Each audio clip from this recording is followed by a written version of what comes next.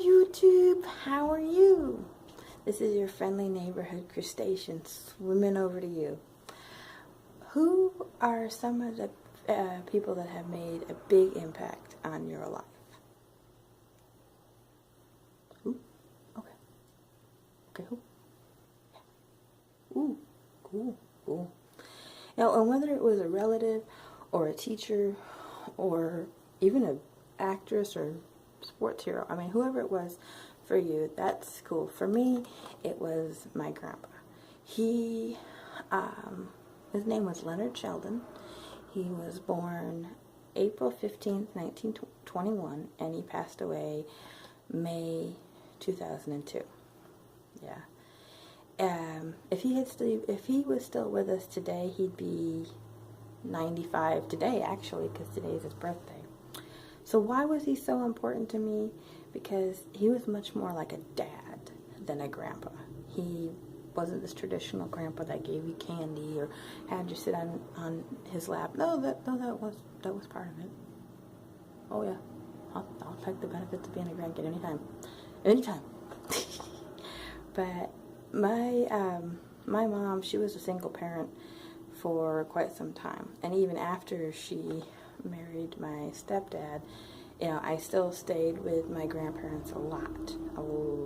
And so my grandpa, when I was little, he was one of the biggest people that influenced me for the positive. Well, one time when I was a real little kid, probably about 2, maybe 3, I'm not sure, he said, I climbed into bed with him, and I woke him up out of a sound sleep, and he was like, "What?" "I'm sleeping, Christina. I'm sleeping." And I was like, "I can't snore like you do." "You can't what?" "I can't snore like you do." Okay. So he said, "Okay, I'm going back to sleep." I know, I'm super cute, right? I'm super cute. But, you know, my grandpa, throughout all his life, had been like an interim pastor. He would go to different churches and see how they were struggling to work in their ministry, see how they were struggling to just keep things afloat, and he would help them. How he was skilled to do that is he went to Bible college for about 3 years and graduated with studies in biblical studies and pastoral studies, and he was an excellent spiritual leader. So his life verse was Matthew 5:15. "Let your light so shine before men that they may see your good works and glorify your Father which is in heaven." My grandpa never wanted to take the glory for anything. He just was like, "Okay, I'm just digging ditches here, or whatever needs to be done. I don't know. God gets glory, not me." And he was never one of those people that made himself like big, puffed himself up like a robin, or, you know, like, "Oh, look at me." No, he was all about pointing people to God, pointing, you know, how your behavior. So one thing that my grandpa didn't put up with, though, was being sassed, talked back to, whatever. I mean, he didn't mind your opinion, but you gotta find a way to do it. And one time I told him, "I'm going to McDonald's." And he said, "No, you're not." And I'm like, yes, I am. I'm going to McDonald's. I'm going right now. I didn't go to McDonald's. No. And I regretted that attitude much later, yeah. So, yes, my seat of learning had learned. But don't get me wrong, he was one of the most compassionate people that I have ever met. One time I was having an acute attack of appendicitis. My appendix were about ready to explode, and nobody knew it at the time. and I was sitting in the wheelchair. Because it was too much, it was too painful for me to stand. And he put me in the wheelchair. It was in the elevator getting me down to the main floor of where we lived.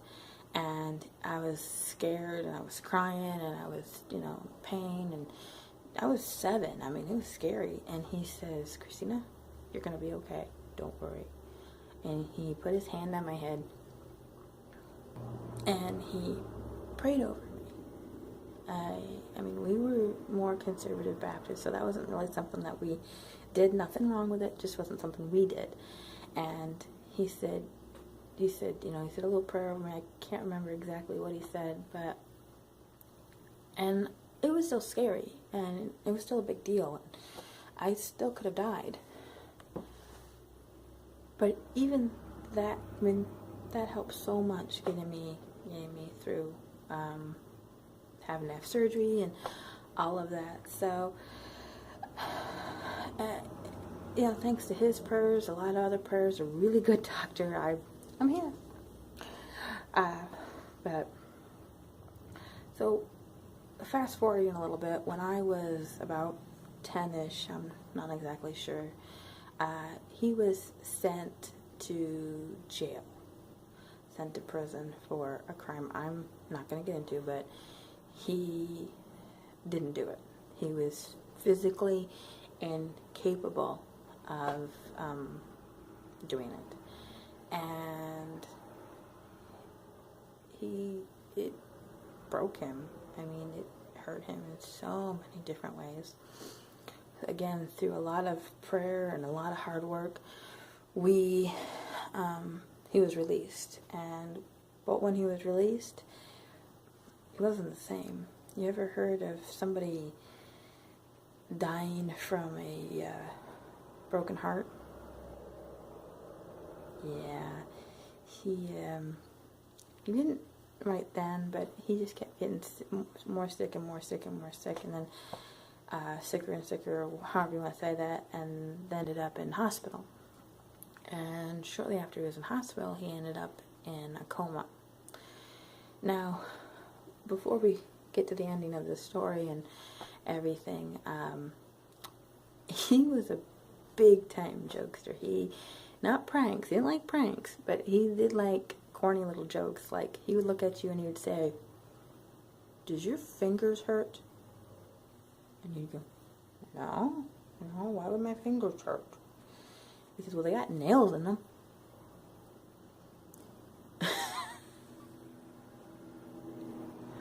And then he'd say, "I know where you got your shoes at." And you'd be like, okay, where? On your feet.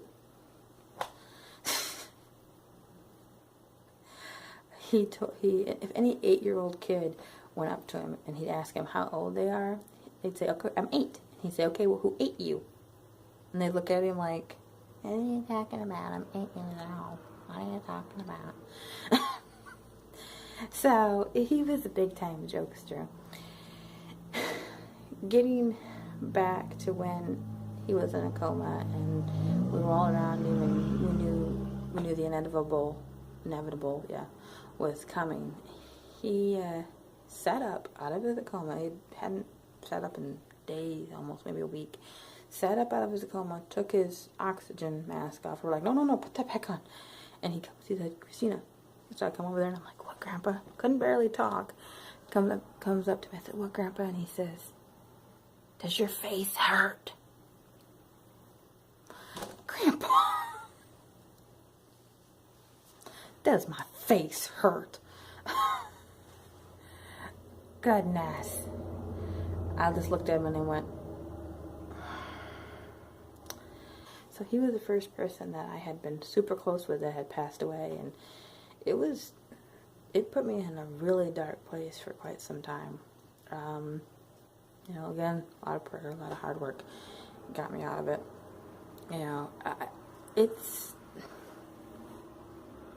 It still hurts, and I still miss him, and there's still days I want to talk to him.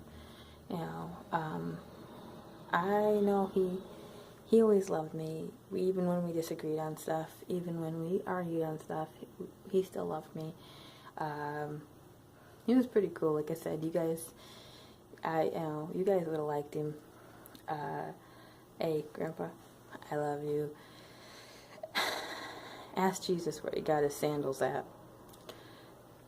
Thanks for watching, guys. Like and subscribe. Catch you in the next one.